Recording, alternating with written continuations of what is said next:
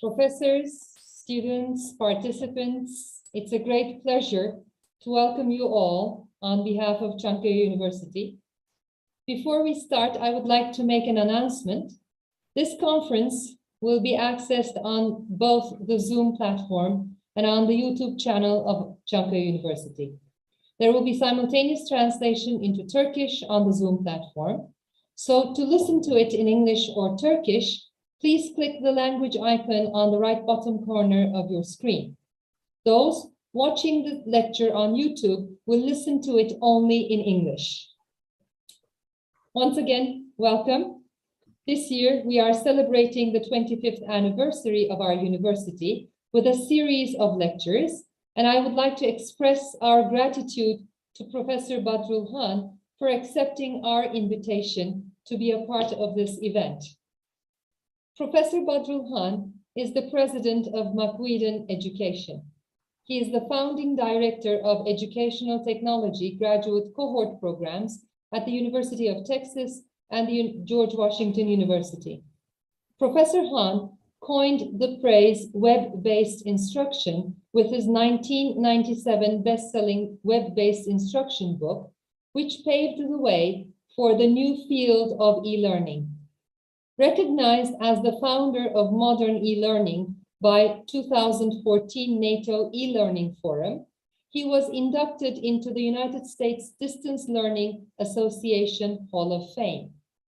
He authored, edited 15 books and over 100 manuscripts in e-learning. His Managing e-learning book has been translated into 23 languages. He is the host of KDW TV show on Fox 5 Plus, and today Professor Han will discuss remote learning, a term that has become very vital for all of us during the COVID-19 pandemic. The floor is yours, Professor Han. Thank you. Thank you very much. One more thing.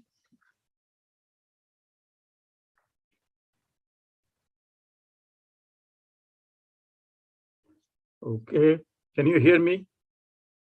Okay. All right, thank you for inviting me. Turkey is like my second home. I visited so many times and so many Turkish colleagues, friends, they like me and I like them. Thank you. So let me introduce you to my presentation today. So,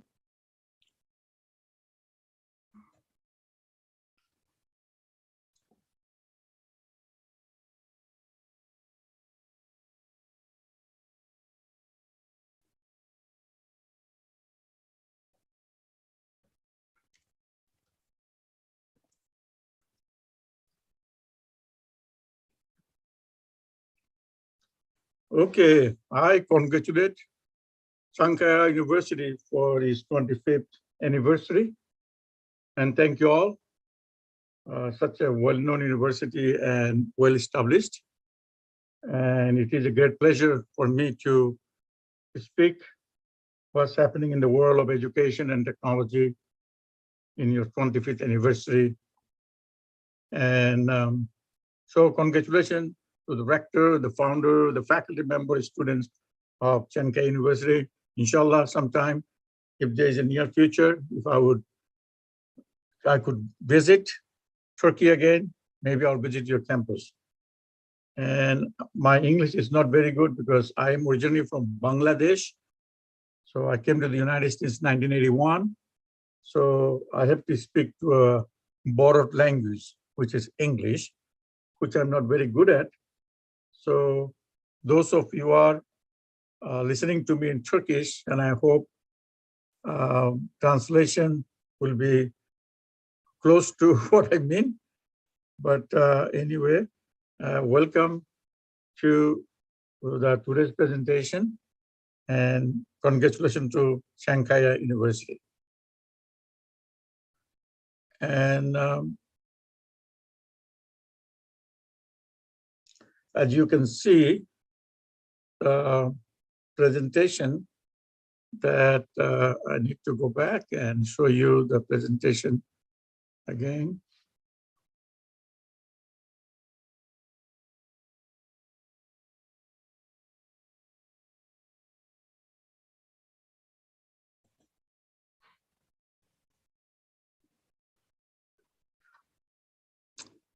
Okay. Alrighty.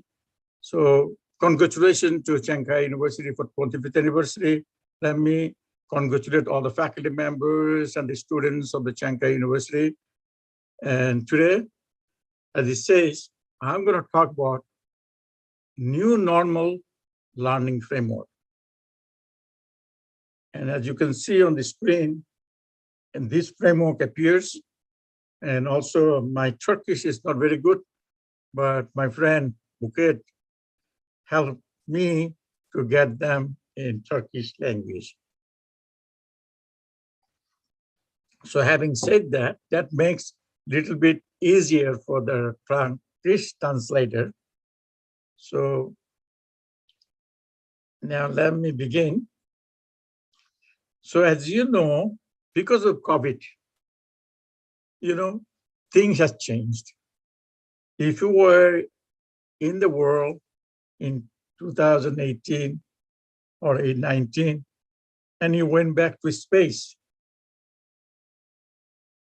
after in 2001, you came back to the space and you see your mother, your brother, your father, your sisters, your friends all wearing masks, and what happened? See, I have a mask in here that I had to wear when I even go to my, I wear a mask.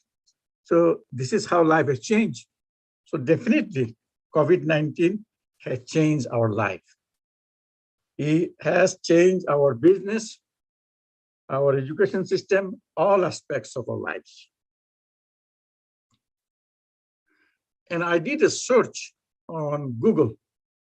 I was trying to find out how the classrooms now. You see all the pictures I get, students are wearing masks, So this is a new thing. After Second World War, there was a new normal. Now with the COVID, you have another normal. So we have to adjust ourselves to it. So the world had changed. Now we have new normal in education. So today's agenda of my talk, what do learners in this new normal education they need? What kind of learning environment they need? The next, I will show you how we can design the learning environment they need. So what they need and how to design for it, that's about the framework and today's talk.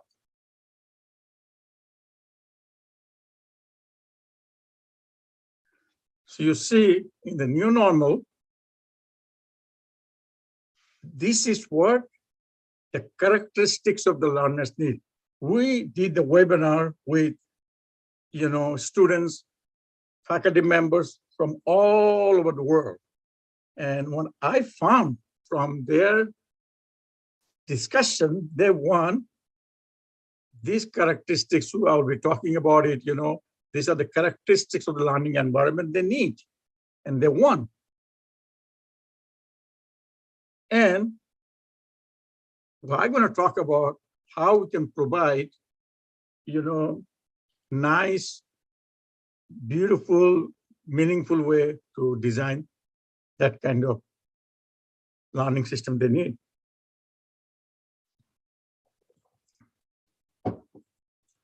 So the question is then what they need.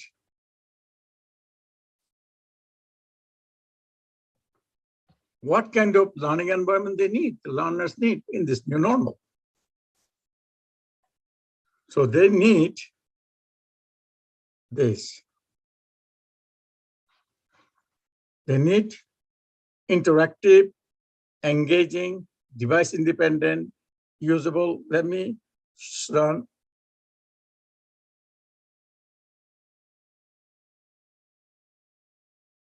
This is what they need. As you can see, interactive, device independent, easily usable, single objective focus, short duration, retention boosting just in time. They want independent, but it's a part of the whole. and one very cost effective. So let's go in here.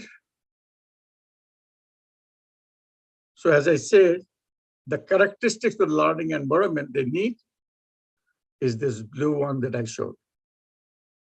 And then 8 categories, the yellow one, 8 categories of the learning guides. So the whole discussion is very simple.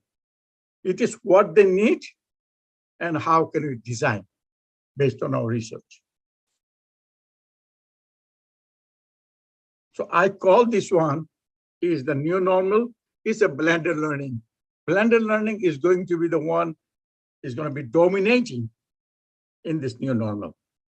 So as you can see in this new normal framework, the inner octagon is basically what they need, and outer octagon represents the guiding principles that will help to guide them how to design this learning environment. Simple thing, they want something, and we have the framework to guide them.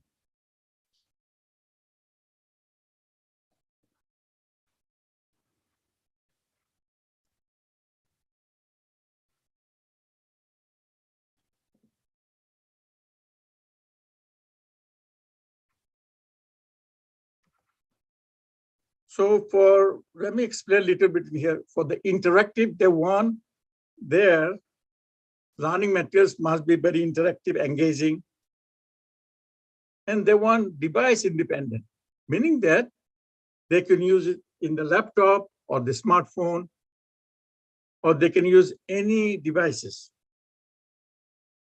They want usable, accessible, meaning that they can, anybody with, all people with, even including with disabilities, should be able to access to these learning materials. They want single objective focused, very single, one objective, and you teach me that. And they want something short duration. Short duration meaning that they don't want to have a longer lecture. They want micro learning, a smaller unit. So they will focus, single objective, they focused and they learn in a short period of time. They want retention boosting. Retention boosting, that they can remember it. Learning can stick for them. And they can get it just in time, anytime they want to have that learning. They learn with their performance.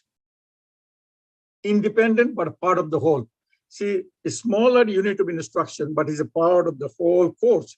So if you have a course of 30 objectives, so make sure that each lesson that you create, their look and feel and infrastructure design is such that other objective focus, single objective focus learning lessons are similar. So they are not like the one, they're independent, but they're part of the whole thing.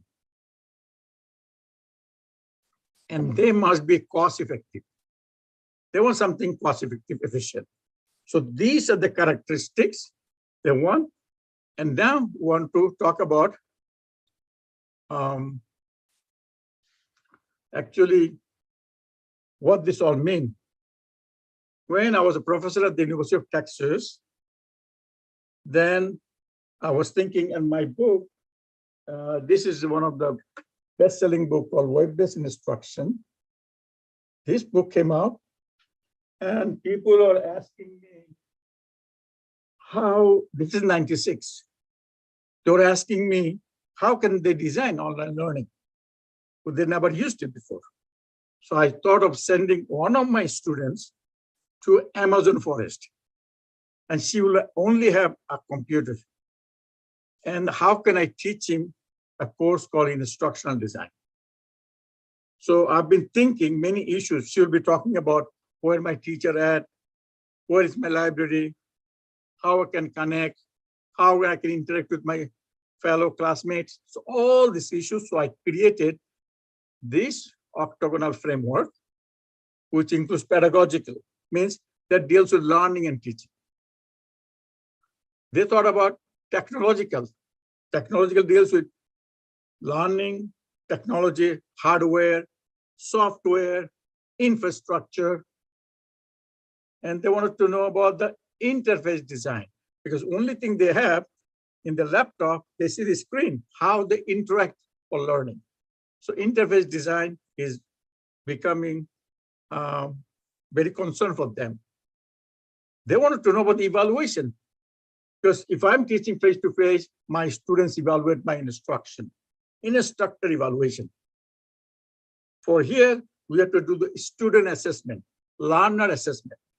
We have to also do the evaluation of who are involved in teaching these courses. Are there faculty members teaching the course? Are there programmers helping them to create the program? Are there graphic artists involved in it? So we want to have a comprehensive evaluation of everybody involved in designing this online environment. Know that these learners are remote. She is in Amazon forest. She cannot come to you, so I cannot use this. So you need to do a good evaluation of everybody involved. Then management. Management deals with when you're teaching face-to-face classes, teachers bring a notebook, books, and write on the board. But managing online courses or blended learning courses, you have to have a lot of resources. So you have to become a manager of the students' learning. Make sure if you have linked to badrulkhan.com, my website, but if you don't communicate with me, someday I'm not working there anymore. So when they click, they cannot come to my website. So you need to do good management. And the resource support. Resource support is such that this online, you have technical person, counseling person, library support. These are so important. So think of the students in Amazon forest taking my class online, and she may not have access to the library. So do you have a good digital library where they can take the materials? Then you have ethical consideration. Ethical means any ethical issues that involve. Like today, this is about 1 p.m. in the United States. It's about 8 o'clock in Istanbul or Ankara. So what happens, even in the United States, we have 6 time zones. If I'm teaching a course from George Washington University at 8 in the morning from Washington, D.C., it will be about 4 in the morning in Hawaii. So you don't want to do live discussion when someone is sleeping and you're awake. So this is called geographical diversity. So any ethical consideration, learner diversity, copyright issues, we need to think about the ethical. And then you have institutional issue, academic affairs, student services, and then you have something like administration, academic, and student services. These are the things you have to think about. The one that you can think about for learning at the universities. In the regular classroom, you think about the whole thing. So this is what the guidelines will help us. So within the scope of today, I'm going to talk about some specific sub-dimensions. As you can see, that this is the framework, and framework has all the 8 dimensions. In all these 8 dimensions, from institution to pedagogy to technology, interface design, evaluation, management, resource support, ethical consideration. So each one of them, I will make this PowerPoint available to you so you can, I think I already sent it to Dr. Bouquet, and hopefully it can be shared. This is not very difficult thing to do. We need to make sure that what are the requirements of students, how we can provide best comprehensive support from education to technology to counseling to management so that they will feel good. Now, let me, within the scope of the time we have today, let me talk about this in a very some samples. Let me click here. So you see, cyber. Okay, within the institutional dimension, we've got something called cryptocurrency. Cryptocurrency, like you have Bitcoins, you know. So you hear about these things. So why it's important for us? But by the way, I have a television show in Washington, D.C. called Khan's Digital World. In the Khan's Digital World, we talk about in this digital world, what are the new things coming that we have to understand. When we went to college, we never know what cryptocurrency means. Now, some students may pay the tuition or fees or university costs using digital currency. So within the framework, under the institutional dimension, under the administrative domain, you see, you need to have the cryptocurrency. So university for future, or university in this new normal, should be thinking about digital currency within the digital transformation. It is important. Next one is micro-credential. I just read an article today. A state of Maryland governor was saying that someone doesn't have to do undergraduate degree to get a job. So they're allowing even the high school kids with some competency-based training, they can apply for the job. So what's happening? Think about the future of the university. Is going to be, students may not want to stay for 1 year for a course or 4 years for the undergraduate program. They would be more interested in competency-based education, meaning that I want to learn about the cryptocurrency today. So that would not be a whole course, but it can be part of the course, but it can be a certificate program. So you see the micro-credential are the one, those would be a certificate program. And employer will be happy to know that they have learned a skill that they need. So in a regular academic system, we just offer bachelor's in engineering or PhDs or masters, but micro-credential is going to be focused on competency-based certificates. Then you see you have something called micro-learning. Micro-learning is like a snippet of learning, because we have students, their attention span is not great anymore. They are all digitally doing here and there. So they wanted to have something, smaller unit of learning. And here I have a video. Okay, so this is a micro-learning. So in this micro-learning, I have done a video for what is micro-learning. It is a one objective, single objective. Here I show you.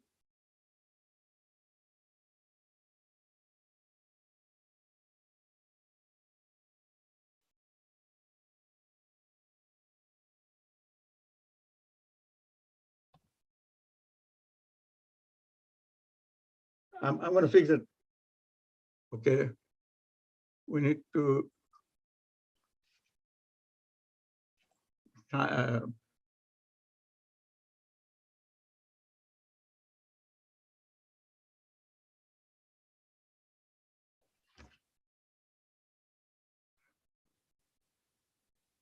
need to go back to, so here I'm saying that what is e-learning? So E means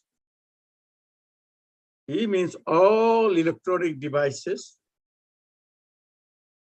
That could be television, could be radio, could be anything electronic that you use for learning purposes. Those are known as electronic. So you see, you have learning has got pedagogy. And within pedagogy, you have instructional design. Instructional design.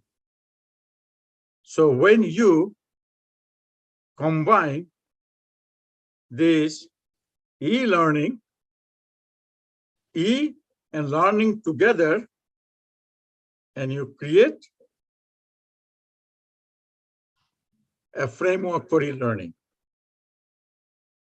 So in here, what you have pedagogy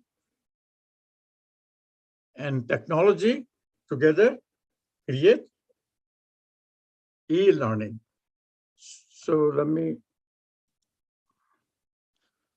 come back to this. What I've shown you there is basically that if you have a single objective focus, what is e-learning? You can have a small video. Then let's go into, let me fix the sound in here.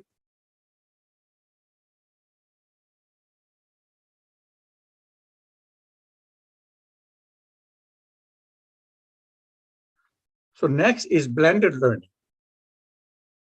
You see, for the blended learning,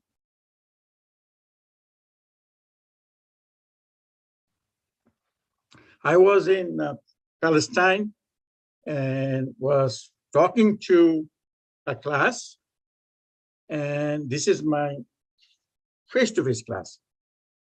And there, on their big screen there, and someone is doing some work in the, nursing department. So that is e-learning, because someone working there, and I'm showing it to the class. So my one is, that is e-learning, and I'm doing here is face-to-face instruction using the e-learning, and totally together, you'll see this e-learning and classroom together because blended learning. So e-learning and classroom together, I'm in a classroom, and then we were able to do a blended learning. So what we have so far,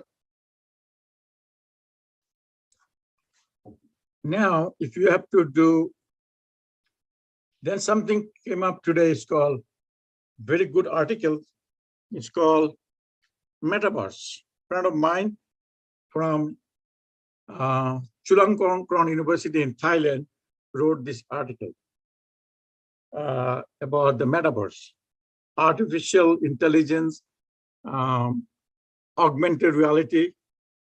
And her article in the Chulalong is very good one. It says, metaverse, the future of education beyond the frontier of the real world. You see this article? So what is happening? Just today in the Facebook, I got that. So that's the metaverse. So that is under pedagogy. See, within the pedagogy, our strategies are changing. And since your university, Çankaya University, strong in technical engineering, they're probably already using a lot of drones and metaverse in their learning. And also I have a friend, her name is Dolly Oberoi. She has a company called C Square, and she's developing metaverse for US Department of Defense. So within the design approach of pedagogy in this new world, you need to think about this augmented reality, metaverse, etc. Then you have to think about cybersecurity within the technology, because our education in this new normal is not going to be that you can be able to go to the classroom and learn face-to-face. It's going to be all blended.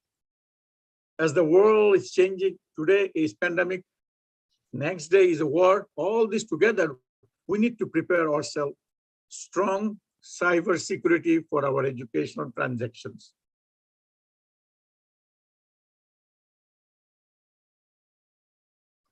Now, adaptive testing. Adaptive testing is this. Now you have to come and take the test, but if you make it adaptive, whatever students' performance is based on the performance, the test can be adapted to students' learning and the performance.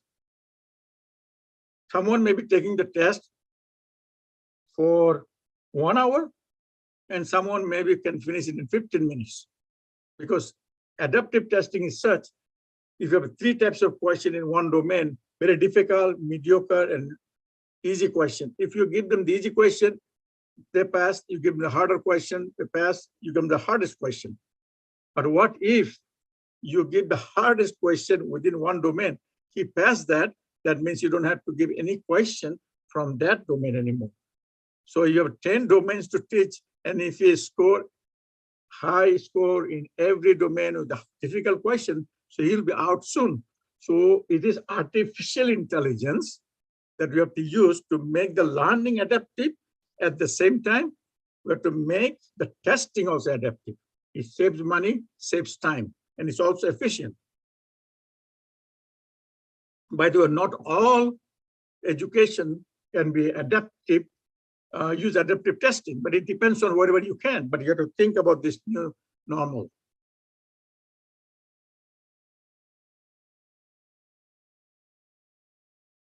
You see, mental health within the institutional dimension is very, very needed these days. I was doing a webinar, one of the students, grade 9 from Pennsylvania, was saying that she likes online learning because she doesn't have to, dress up and all these, can go right after to the computer and participate in online education. But she feels that, she's not seeing her friends when the COVID, all the schools closed down.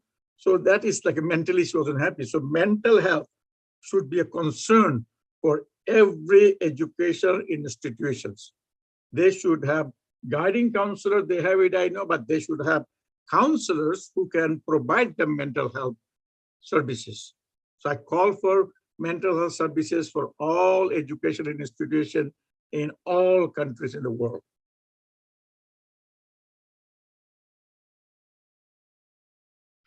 Now, in fact, I'm supporting developing the blended learning framework in Bangladesh, and I have served as an advisor to Bangladesh, about 170 million people, and their education is very big educational centralized system. So they're trying to do blended learning initiative in schools and colleges. So I provided them some of my services and come up with a global blended learning approach, which you can see. And here, in this approach, you see the framework plays a big role. In this blended learning approach, first, we use the Bloom's taxonomy to see which course you can teach online and which course is good for classroom and which can be, in between. So I use this framework and my process model to create learning materials. And then when it comes to testing, you can test them in the classroom with Proctor, or you can test them, virtually on their own. They can participate, but if it's hands-on, they may need to have to come to the lab to give the test, or you can have a video-based, you see? So as far as I'm concerned, that our educational system is going to be very, let me stop sharing now. Okay, now you can see what I've done so far. I told you that we are devastated because of COVID-19. It is not like one country. It's global. It is such a way that, it affected every single individual. So our life has changed. Our educational system must have adopted it to stay on the business. Maybe you do a lot of remote learning. But after 2 years of remote learning, we have learned a lot of things. we use the term, my mentor, Charles Raigulu from Indian University, was one time told me it's called scene of commission, scene of omission. What he meant by scene of commission, it means what you have used in your design, later on you found it did not work.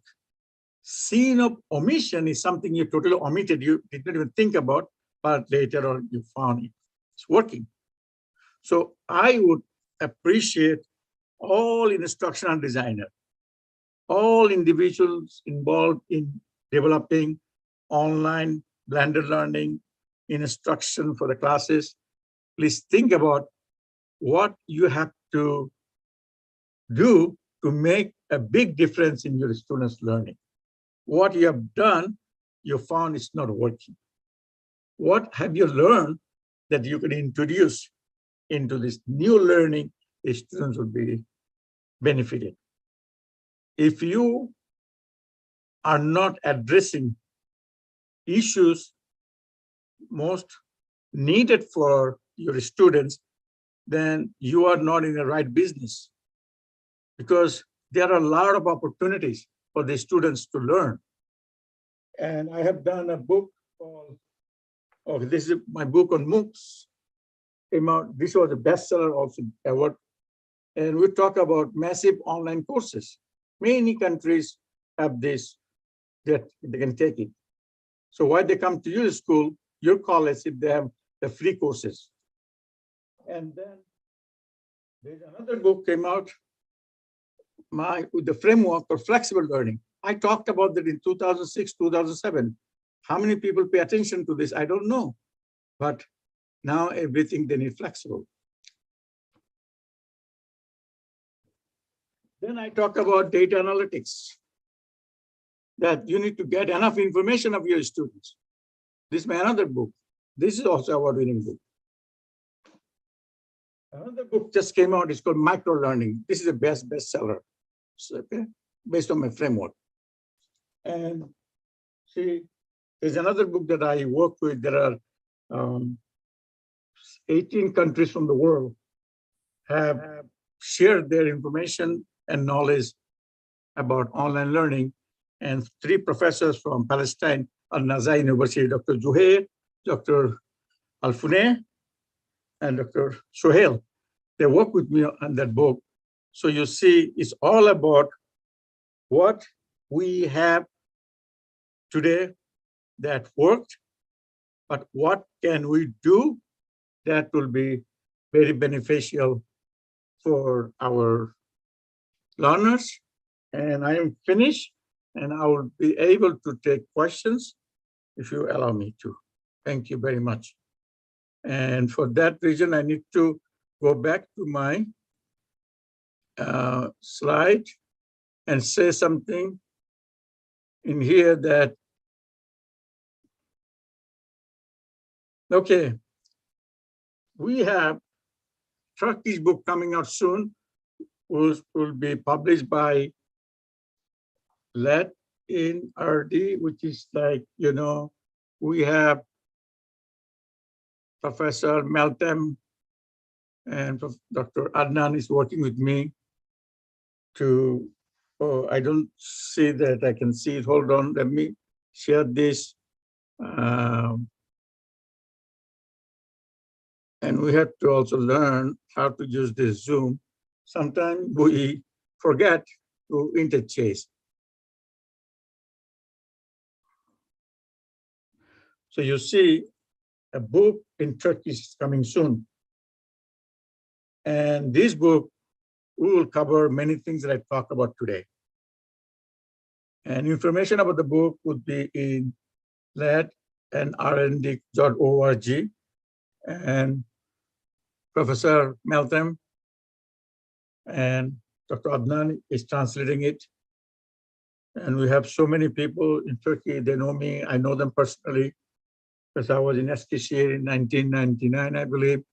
And my very good brother, Dr. Ali Akram Uzgul, Ali Akram Bey, he visited my house and here, very good friend, Gulsun Kurbajak. I can name so many from Boğaziçi to Istanbul University, so many places to Istanbul.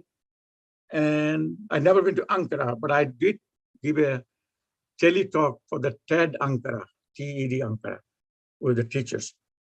So that's my pleasure now that I must say that I'm very happy with, thank you, the circular for all of you. My name is Badrul Khan and it's badrulkhan.com, and I'm ready for your question. Thank you, Han, for this very stimulating, fruitful discussion on e-learning. There are questions. Let me raise those questions. One question relates to how students will be able to adapt to face-to-face learning after COVID-19. One participant says that students are having many difficulties in adapting to face-to-face learning back again. So how can we integrate e-learning and face-to-face learning is one question. Okay. Alrighty. My answer to that is basically you have to have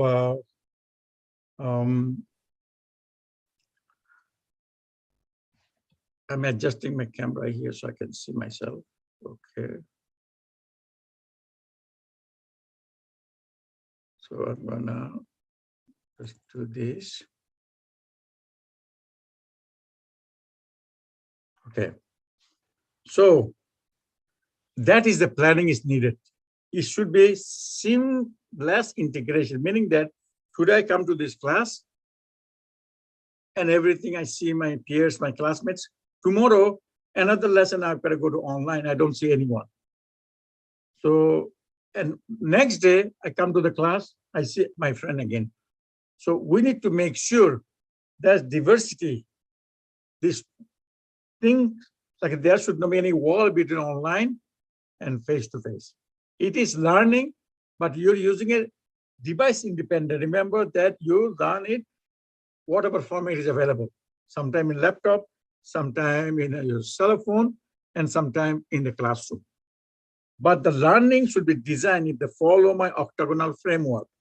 You should be thinking about that, whether you are doing the right thing. But there's a question in there, is this course, what percent is I have to come to the classroom? So that's why Bloom's taxonomy will help us to decide which content should be taught online, which content should be face-to-face. But there should be a very good relationship. For example, in my television show, I say Khan's digital world. I said that we are living in a digital world, but there's a two world we have. One is physical world, like I am in Virginia in America right now. This is my physical world, but you're seeing me through virtually. So if I have to follow the rules and regulation when I'm driving, physically, I have to follow the rules and regulation. But if you go living in the virtually, suppose you go into banking or physical financial transactions, you need to follow the rules and regulations. So there'll be, you're a citizen, you're one person, but you're a citizen of two worlds. One is virtual world, another one is physical world.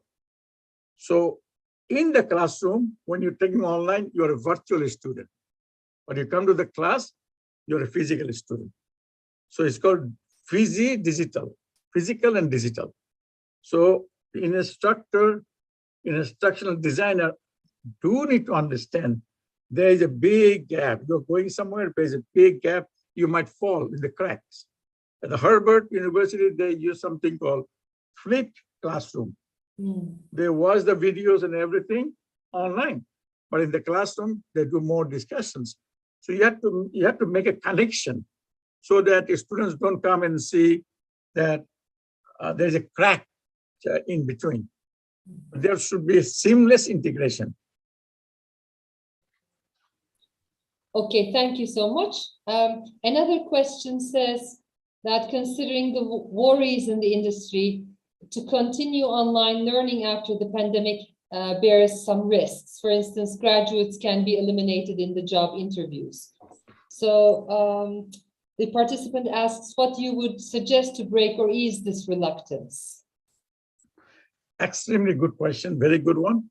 You see, we have to, our administrators, our job market has to change their mindset. I remember I'm working from home. My wife, she's a manager at the federal government in the United States. She's been working from home. So it's about task what you do. If the employer do understand, if you go to online university, but you're working from home, if you can perform to their satisfaction, that's all it counts. It's not you went to the top name face-to-face classrooms, but you didn't learn on the online. But there is no difference between learning as long as you can learn and you can perform. It has to be performance-based. But that's what I did on the blended learning framework. And I said, let me show you that also. I said that, you see in here, when you're teaching online, we are showing this, everything in here should be taught face-to-face. This one online. So from here, employees should know that some content don't need to come to the classroom. They can learn in physical, online, virtually, as much they can learn face-to-face. So it all depends on designing good courses. An employer would see this person graduated from online university performing as well. So then the credit and the prestige and the recognition will increase. So don't worry about it. The whole world is going to be like this. Today's employer, those who are not honoring your degrees, tomorrow they will come and said, you did right. I remember after my publication of my best-selling web-based instruction book in 1996, many countries that I visited, people question whether web-based instruction is good or not. When the COVID-19 started, they don't challenge me anymore. They said, how soon can we do e-learning? Before they were against it. Okay, one more example I'm telling you. We need to educate our stakeholders. I always say that I was in Saudi Arabia. I see we did a lot of e-learning for almost all universities I spoke. So I used to say that if there's a guy named Abdullah, he likes video games, like 10 years ago. So every time his father comes in and see that Abdullah is playing video games. So one day he accused Abdullah, hey, you're not going to school, but you're playing video games.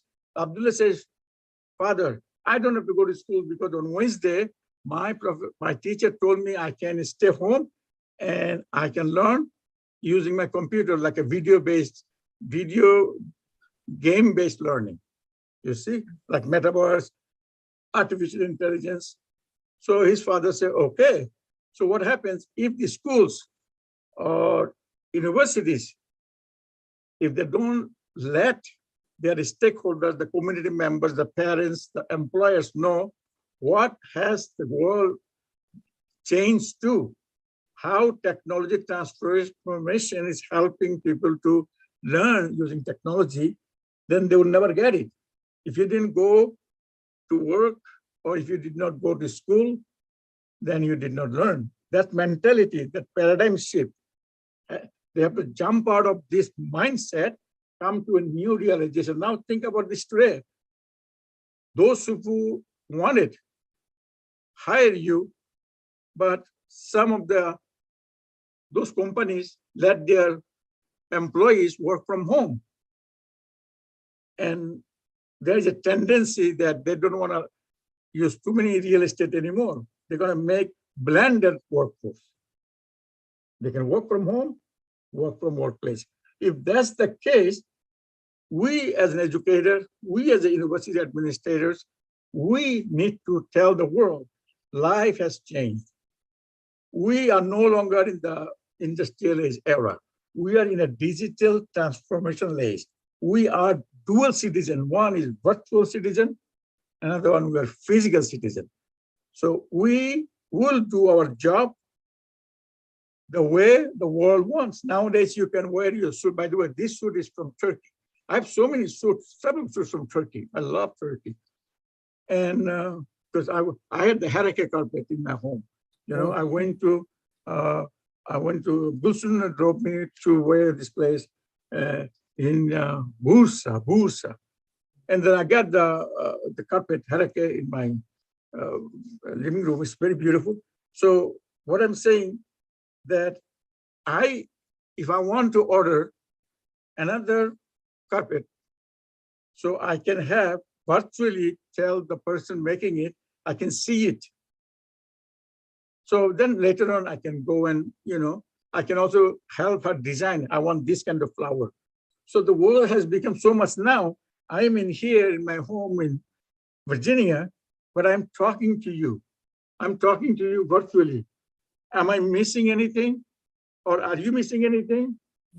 Maybe you're not shaking my hand, but you can shake my hand. You know, besides that, I cannot hug you, but I give you a virtual hug. But most important thing, what is the purpose?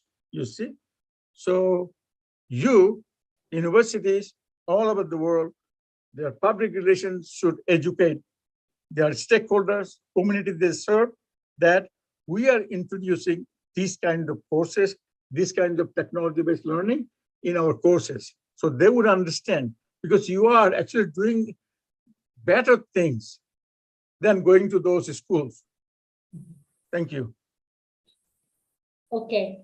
One last question relates to architecture, actually. The question is about the effects of the pandemic on the changes in the interior architecture of universities.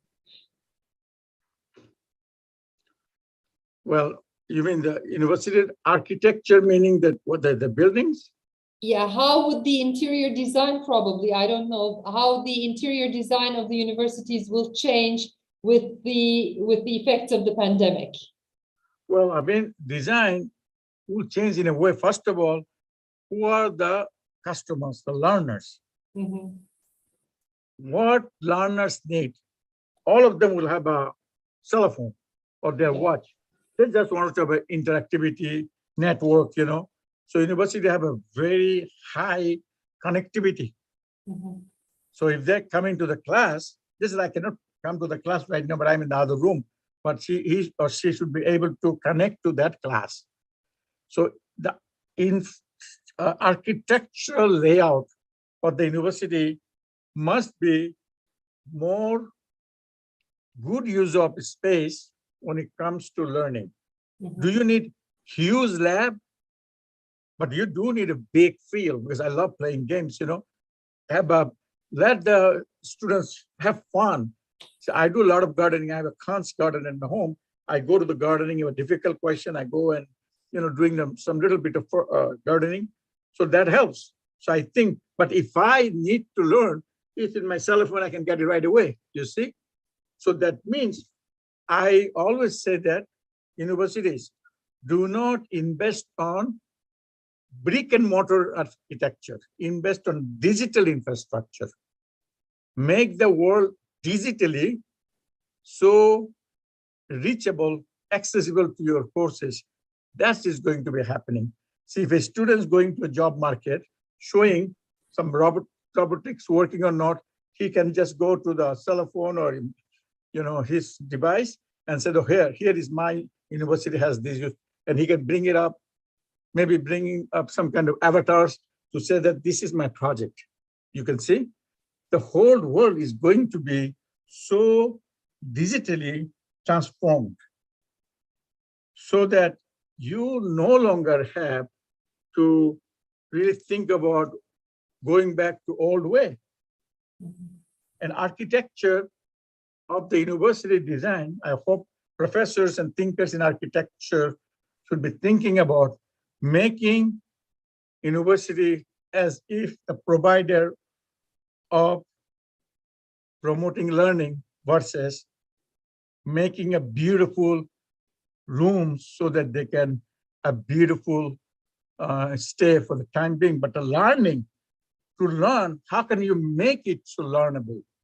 So digital infrastructure must be incorporated into the architectural design so that digital citizens feel very competent. See, you don't have to have big, beautiful building to show off that I have big buildings in my university. Show off with digital infrastructure that your courses, just in time, easily accessible. They want to see an example, they click on it, they see it, you see? So I'm for more not into brick and mortar universities, I'm into more digital universities. That's why I had this, my tweet in education is called Enabling Learning Without Boundaries. In 2000, I established this just to train faculty members and teachers, individuals to learn with competency-based skills electronically. Thank you so much. I really appreciate your questions. Thank you. Thank you so much for this excellent presentation, Professor Han. Thank you for being with us today. And I would also like to thank all our participants. You made our day. Thank you. Thank you very much. Thank you.